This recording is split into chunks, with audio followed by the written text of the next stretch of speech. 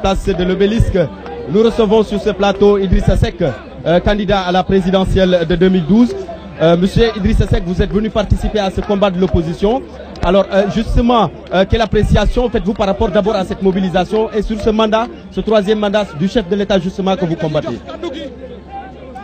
Je voudrais tout d'abord rendre grâce à Dieu de l'opportunité de venir poursuivre ce 23 juillet 2011 un combat que je mène depuis très longtemps.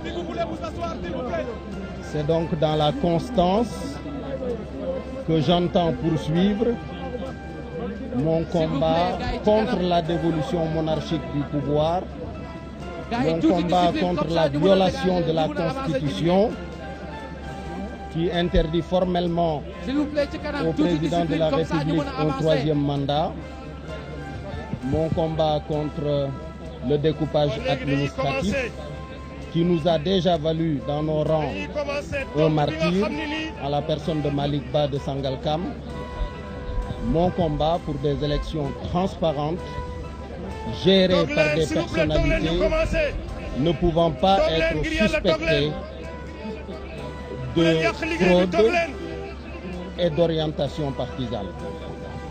Donc je ne suis pas venu me joindre à un combat, je suis venu poursuivre un combat à la tête de Rewmi, en jonction et en convergence avec le M23. Okay. Vous êtes candidat à la présidentielle, vous avez également cheminé avec le chef de l'État. Est-ce que quelque part, vous avez senti un endroit où Wade, en tout cas, voulait dessiner ce schéma-là dont vous parlez tout à l'heure sur la dévolution monarchique?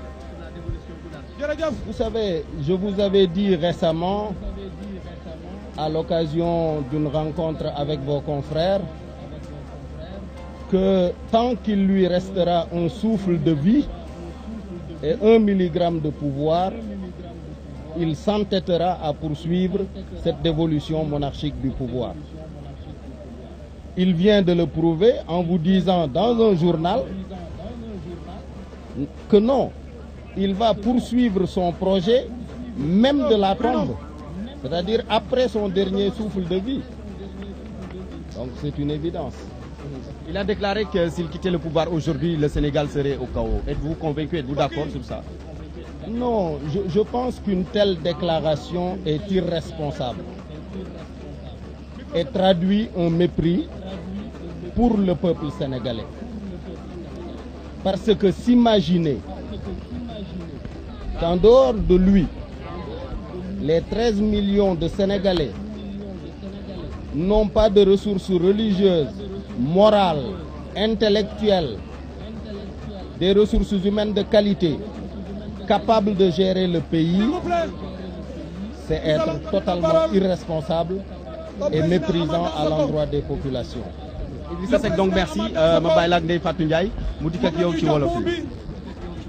Idrissa Seck yow yaay njiitu parti Rewmi tey jii nga ñëw si li nga xam ne waa Benno Siggil Sénégal ak mouvement 23 juin def nañ ko ci place de l'Obélisque lan moo und sa taxawaay tey ci podium bi. Le président Aziz Diop sant yàlla bu baax Cheikh Tidiane Dièye ma may kàttan Seydou Gueye ñi ngi ñaan ñëpp du wàcc mën a teew ci dimbalu leen ñu.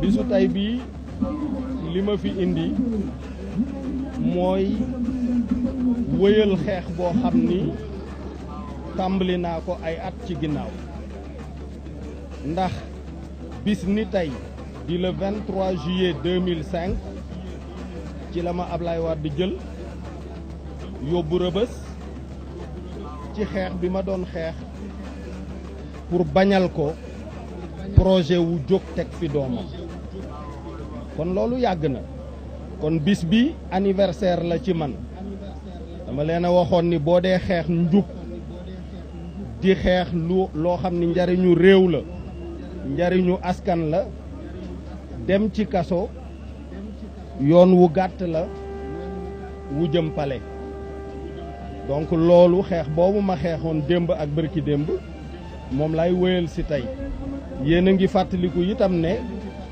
ñun waa réew mi suñu taxawaay ak suñu xeex contre découpage administratif moo tax ñu rey Malick Ba ca Sangalkam kon du xeex bu ñu tàmbali tey leneen li ñuy xeex itam muy ñu respecté sartu réew mi njiitu réew mi la mu waatoon ne dana sàmmonteeg sartu réew mi mu jëfe ko loolu dama bind këyit yónnee Ablaye Wade waaxu ba fekk ko biir palais wax ko ne ko constitution bi mayu la 3e mandat